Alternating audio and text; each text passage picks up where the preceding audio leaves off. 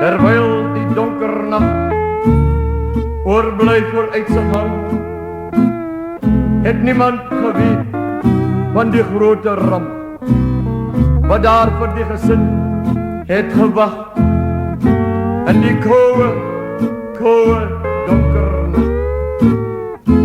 Rustig het die gesin die aand gaan slaap en nooit weer die volgende oggend daar ontwaak.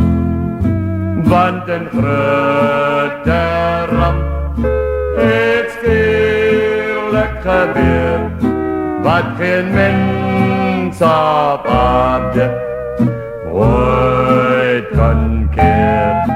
Die aarde het skielik ingesink en die hele gesin het daarin verdwyn met betraande oë. Moes ons dit aanskou, die gesin wat ons altyd sal onthou. Maar die wil van ons Vader is goed gedoen.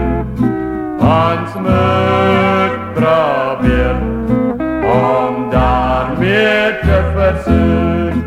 Alle noodreddingswerk is daar gedoen.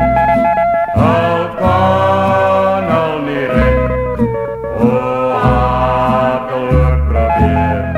Al was reeds diep deur die aarde ingesluk en die dood het al van ons weggeruk met gebroke hart.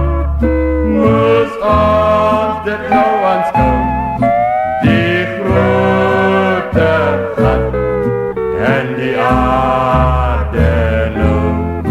By die grote gat het